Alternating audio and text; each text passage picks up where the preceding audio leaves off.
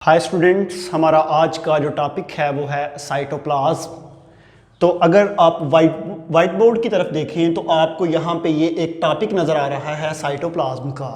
लेकिन इस टॉपिक को स्टार्ट करने से पहले कुछ बातें जो है वो मैं आपको बताऊँगा, तो उनके बारे में हम पहले डिस्कस कर लेते हैं। तो पहली बात जो है वो है सेल की, कि सेल क्या है। सेल के बारे में मैं आपको प्रीवियस लेक्चर्स में बताया था कि सेल जो है वो बेसिक यूनिट ऑफ लाइफ है। दुनिया में जितने भी लिविंग ऑर्गेनिज्म है, वो प्लांट की फॉर्म में है, वो एनिमल की फॉर्म में है, वो फंजाई है, बैक्टीरिया है, किसी भी फॉर्म में है, वो छोटे छोटे यूनिट से मिलके बना है जिसको हम बोलते हैं सेल। अंडरस्टैंड। तो जब भी आप सेल को देखें, ये मैंने सेल लिखा, जब आप सेल को देखते हैं तो सेल के बाहर एक लेयर होती है जिसको हम बोलते हैं सेल वॉल। ये जो सेल है इसकी बाहर जो लेयर है वो मैंने बनाई है ग्रीन कलर से, ठीक है। और सेल वॉल के अंदर ये ब्लू कलर वाली लेयर है जिसको हम प्लाज्मा मेम्ब्रेन कहते हैं। प्लाज्मा मेम्ब्रेन, और इसके अंदर ये जो जितना भी एरिया है इसको प्रोटोप्लाज्म। तो अगर सेल से सेल वॉल को रिमूव कर दिया जाए तो जो रिमेनिंग पोर्शन बचेगा उसको हम बोलेंगे प्रोटोप्लास्ट। क्या कहेंगे? प्रोटोप्लास्ट। मैंने अभी जस्ट आपको यह बताया कि सेल के जो प्लांट सेल हैं उनसे सेल वॉल को रिमूव कर दिया जाए तो जो रिमेनिंग पोर्शन बचता है उसको हम बोलते हैं प्रोटोप्लास्ट। अंडरस्टैंड। प्रोटोप्लास्ट के अंदर प्लाज्मा मेम्ब्रेन और प्रोटोप्लाज्म, मीन के ये जो सेल में सेल वॉल रिमूव की तो बन गया था प्रोटोप्लास्ट। अब सेल वॉल के बाद जो प्लाज्मा मेम्ब्रेन है वो भी रिमूव कर दें तो जो रिमेनिंग पोर्शन बचेगा उसको हम बोलेंगे प्रोटोप्लाज्म। अब ये जो प्रोटोप्लाज्म है इसको तमाम स्टूडेंट ने जरा गौर से देखना है कि हमारे पास ये जो प्लाज्मा मेम्ब्रेन और ये जो सेंटर में न्यूक्लियस है, न्यूक्लियस के बाहर रेड कलर की मेम्ब्रेन है, इसको हम बोलते हैं nuclear membrane. Plasma blue colour की, प्लाज्मा मेम्ब्रेन और न्यूक्लियर मेम्ब्रेन के दरमियान में ये जितना भी एरिया आपको नजर आ रहा है, ये जो डॉटेड से मैंने शो किया हुआ है, इस सारे एरिया को हम बोलते हैं साइटोप्लाज्म। इसका मतलब है कि प्लाज्मा मेम्ब्रेन के अंदर जितना भी मटेरियल था उसको हमने बोला था प्रोटोप्लाज्म, और उसके अंदर से जब हमने न्यूक्लियस निकाल दिया, ये देखें न्यूक्लियस को माइनस कर दिया, जो बाकी पोर्शन बचता है उसको हम बोलते हैं साइटोप्लाज्म। तो फिर जरा आप मुझे बताएं कि प्लांट सेल की सेल वॉल को रिमूव किया, बन गया प्रोटोप्लास्ट। प्रोटोप्लास्ट में से प्लाज्मा मेम्ब्रेन को रिमूव कर दिया, रह गया प्रोटोप्लाज्म। प्रोटोप्लाज्म के अंदर से न्यूक्लियस को निकाल लिया तो पीछे रह गया साइटोप्लाज्म। अंडरस्टैंड। अब हम स्टार्ट करते हैं साइटोप्लाज्म से। हमारा जो मेन टॉपिक है वो साइटोप्लाज्म है। ये जो मैंने 3 स्टार से इसको शो किया है, हमने असल में इसकी डिटेल आगे पढ़नी है। जब भी आप साइटोप्लाज्म की बात करते हैं तो यहां पे जो साइटो वर्ड है इसका मतलब होता है सेल, और प्लाज्म वर्ड फ्लूइड से निकला है। ऐसा फ्लूइड्स जो सेल के अंदर पाया जाए उसको हम बोलते हैं साइटोप्लाज्म। जब आप साइटोप्लाज्म को देखते हैं तो साइटोप्लाज्म के 2 पोर्शन हैं। जैसा कि आपको ये जो न्यूक्लियर मेम्ब्रेन और प्लाज्मा मेम्ब्रेन के सेंटर में जितना भी एरिया नजर आ रहा है इसको हम बोलते हैं साइटोप्लाज्म। अब इस साइटोप्लाज्म को फर्दर 2 ग्रुप में कैटेगराइज किया। कौन कौन से? एक वो है कि साइटोप्लाज्म के अंदर ऑर्गेनेली मौजूद होती हैं, उनको फर्दर हमने 3 ग्रुप में कैटेगराइज किया है। वो कौन कौन सी है ये भी देखते हैं। अगर साइटोप्लाज्म से ऑर्गेनेलीज माइनस कर दें तो जो पीछे रिमेनिंग पोर्शन बचता है उसको हम बोलते हैं साइटोसोल। साइटोसोल का जो एटमोलॉजी है वो है सॉल्युबल पार्ट। साइटोप्लाज्म के अंदर जितना भी सॉल्युबल पार्ट होता है उसको हम बोलते हैं साइटोसोल। साइटोसोल के एक्सप्लेन आगे करने से पहले मैं ऑर्गेनेलीज के बारे में जरा थोड़ा सा बता दूं कि स्टूडेंट्स, जब भी आप सेल के अंदर पाए जाने वाली तमाम ऑर्गेनेलीज को देखें तो हम ऑर्गेनेलीज को 3 ग्रुप में कैटेगराइज करते हैं। कुछ ऐसी ऑर्गेनेलीज हैं जो नॉन मेम्ब्रेनस ऑर्गेनेलीज हैं, जिसके बाहर मेम्ब्रेन नहीं होती, जैसा कि राइबोसोम्स। आपने राइबोसोम्स के बारे में पढ़ा कि राइबोसोम्स एक ऐसी ऑर्गेनेलीज हैं जिनके बाहर मेम्ब्रेन मौजूद नहीं होती। उसके बाद सेंट्रियोल, उसके बाहर भी मेम्ब्रेन नहीं है। اس کے علاوہ کچھ ایسی آرگینیلز ہیں جو میمبرینس ہے، جس کے باہر میمبرین ہوتی ہے، جس طرح کے پیروکسیزوم ہے، گلائیاکسیزوم ہے، اینڈوپلازمک ریٹیکلم ہے، گالجی باڈیز ہیں، ان میں میمبرین موجود ہوتی ہے۔ اور کچھ ایسی آرگینیلز ہیں جن کے باہر ڈبل میمبرین ہوتی ہے، جیسا کہ مائٹوکانڈریا اور کلوروپلاسٹ۔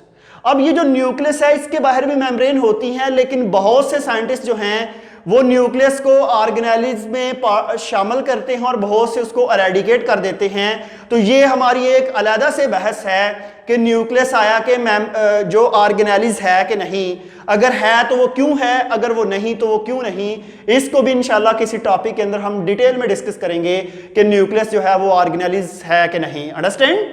تو اس کے بعد جب بھی ہم پرو کیریاٹک سیلز کی بات کرتے ہیں تو اس میں آرگینیلز موجود نہیں ہیں، میمبرین باؤنڈ سٹرکچرز نہیں ہوتا۔ یو کیریاٹک سیلز میں میمبرین باؤنڈ آرگینیلز موجود ہوتی ہیں۔ یہ جتنی بھی میں نے آرگینیلز کا نیم لیا، نیوکلیس، کلوروپلاسٹ، مائٹوکانڈریا، پیروکسیزوم، گلائیاکسیزوم، اینڈوپلازمک ریٹیکلم، گالجی باڈیز، یہ جتنی بھی آرگینیلز ہیں یہ یو کیریاٹک سیلز کے اندر موجود ہیں۔ تو اس کے بعد سائٹوپلازم کا جو سیلوبل پارٹ ہے اس کو بولتے ہیں سائٹوسول۔ اسٹوڈنٹ سائٹوسول کو ہم فردر دو پارٹ میں ڈیوائیڈ کرتے ہیں۔ کیسا؟ سائٹوسول کے دو پارٹ ہیں، ایک کو بولتے ہیں ٹرو سائٹوسول یا ٹرو سولوشن، اور دوسرا ہے کولائڈل سولوشن۔ اب یہ جو سائٹوسول کا جو ٹرو سولوشن ہے وہ کیا ہے؟ جب بھی ہم ٹرو سولوشن کی بات کرتے ہیں تو پہلی بات ہے یہ ٹرانسپیرنٹ ہے۔ ٹرانسپیرنٹ، یہاں پہ میں تھوڑا سا آپ کو کانسیپٹ دوں، اسپیشلی بائیو کیمسٹری کے اندر ہم جو ہے وہ ڈیکسٹرو روٹیٹری اور لیور روٹیٹری شوگر کو اسٹڈی کرنے کے لیے اسٹیریو کیمسٹری میں ڈفرینٹ پولیری میٹرز جو یوز کرتے ہیں، اس میں کیا کرتے ہیں کہ ہم لائٹ پاس کرتے ہیں ڈفرینٹ بایولوجیکل مالیکیولز کے اندر سے، اور لائٹ کی ڈفریکشن سے ہم یہ چیک کر سکتے ہیں کہ وہ جو مالیکیولز ہیں وہ کس قسم کے ہیں۔ تو یہاں پہ یہ جو ٹرو سولوشن ہے سائٹوپلازم کے اندر، سائٹوسول کے اندر، وہ اس میں سے جب لائٹ پاس کریں تو لائٹ پاس ہو جاتی ہے، اور جس چیز کے اندر سے لائٹ پاس ہو اس کو ہم بولتے ہیں ٹرانسپیرنٹ۔ ٹھیک ہے، اس میں ایگزامپل کیا ہو سکتی ہے کہ salt, glucose, fatty acid, protein جو ڈیزالو ہیں، اسپیشلی آئنز وغیرہ جو ہوتے ہیں سیلز کے اندر، پوٹاشیم، سوڈیم، اور اس طرح کے جو واٹر میں ڈیزالو ہوتے ہیں اور وہ ٹرو سولوشن کی فارم میں ہوں تو وہ اس میں آ جائیں گے۔ لیکن کچھ سائٹوسول کا کچھ ایسا پارٹ ہے جس کو ہم کولائڈل سولوشن کہتے ہیں۔ کولائڈل سولوشن جو ہے یہ ٹرانسپیرنٹ نہیں ہوتا، یہ ٹرانسلیوسنٹ ہے، کیونکہ جب بھی ہم اس کے اندر سے لائٹ پاس کریں تو لائٹ پاس کرنے کے بعد اس میں کچھ بڑے پارٹیکل ہوتے ہیں as compare to true solution. وہ جو بڑے پارٹیکل ہوتے ہیں وہ لائٹ کو پاس نہیں ہونے دیتے، بلکہ لائٹ ان پارٹیکل کے ساتھ ٹکراتی ہے اور ایسے ڈائفریکٹ ہو جاتی ہے، اور وہ سارے کا سارا ایریا جو ہے وہ ہمیں ذرا تھوڑا سا ٹرانسپیرنٹ نہیں ہوگا، وہ ایریا ہمیں تھوڑا سا اپیرنس ہوگی اس کی، وہ نظر آنا سٹارٹ ہو جائے گا کیونکہ اس میں لائٹ کی ڈائفریکشنز ہو رہی ہے۔ کولائڈل سولوشن کی جب ہم بات کریں تو اس کے دو پارٹ ہیں، ایک کو بولتے ہیں سول اور ایک کو بولتے ہیں جیل۔ سول جو ہے یہ کم وسکس ہے، وسکس ہوتا ہے آپ کو پتا ہے کہ وسکاسٹی سے نکلا ہے، اور اس میں کسی کیمسٹری میں اس چیز کو ایکسپلین کیا جاتا ہے کہ کسی بھی چیز کی تھکنس جو ہے وہ کیا، اس کو ہم وسکس یا وسکاسٹی کہتے ہیں۔ یہ جو سول والا ایریا ہے یہ ذرا کم وسکس ہے، اور یہ جو جیل والا ہے یہ ذرا زیادہ وسکس ہے۔ دونوں ہی ٹائپ کولائڈل سولوشنز کی ہیں۔ تو یہ ہمارے پاس جو ہے سائٹوپلازم کا ایک چھوٹا سا انٹروڈکشن ہے۔ تو آگے جو ہے میں نے یہ سٹرکچرز جتنا بھی سیلز کا ہے اس کی ڈائیگرامز وغیرہ کو پورا فزکس کے رول کے مطابق بتانا ہے، لیکن اس کو سٹارٹ کرنے سے پہلے میں آپ سے پوچھتا ہوں کہ بتائیں ہم نے ابھی کیا پڑھا؟ شاباش۔ دیکھیں، سیل وال ریموو کی تو پروٹوپلاسٹ، پھر پلازما میمبرین ریموو کی تو پروٹوپلازم، پروٹوپلازم سے نیوکلس نکالا تو سائٹوپلازم، سائٹوپلازم سے آرگینیلز نکال لی تو سائٹوسول۔ سائٹوسول کے دو پارٹ ہیں، سول اینڈ جیل۔ سائٹوسول جو ہے اس کے دو پارٹ ہیں، ٹرو اینڈ کولائڈل۔ ٹرو جو ہے اس میں ٹرو سولوشن ہوتا ہے، کولائڈل کے دو پارٹ ہیں، ایک سول اینڈ جیل۔ انڈرسٹینڈ؟ یہ ابھی تک ہم نے ڈسکس کیا ہے۔ اس کی ڈسکشن کے بعد اب ہم چلتے ہیں نیکسٹ سٹرکچرز کی طرف۔ ایک ورڈ ہے جس کو ہم بولتے ہیں سائٹوپلازمک سٹریمنگ۔ سائٹوپلازمک سٹریمنگ جو ہے اس کو ہم ایکٹیو میس موومنٹ بھی کہتے ہیں۔ جب بھی آپ سیل کے سٹرکچرز کو دیکھتے ہیں، सेल के स्ट्रक्चर्स के अंदर सारे का सारा साइटोप्लाज्म ऐसे मूव कर रहा होता है। सेल के अंदर जब ये सारे का सारा साइटोप्लाज्म मूव कर रहा होता है तो इसकी मूवमेंट के लिए एटीपी चाहिए, और आपको पता है कि ऐसी ट्रांसपोर्ट जिसमें एटीपी रिक्वायर्ड होती है उसको बोलते हैं एक्टिव मास मूवमेंट या एक्टिव ट्रांसपोर्ट।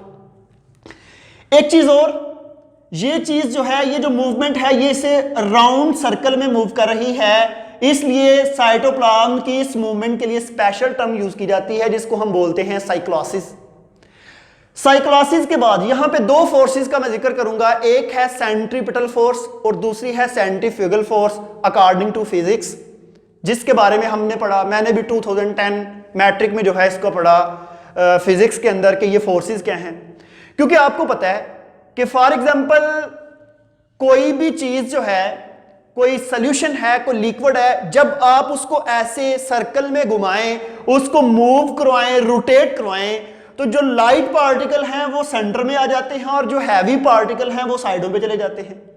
अगर आप साइटोप्लाज्म के अंदर देखें तो ये जो साइडें हैं ये सारी की सारी ज्यादा जो है लार्ज और ये थिकनेस है, और ये जो जितने भी लार्ज पार्टिकल हैं वो साइडों पे अरेंज हो चुके हैं, और जितने भी स्मॉलर पार्टिकल हैं वो सेंटर में अरेंज हो गए हैं।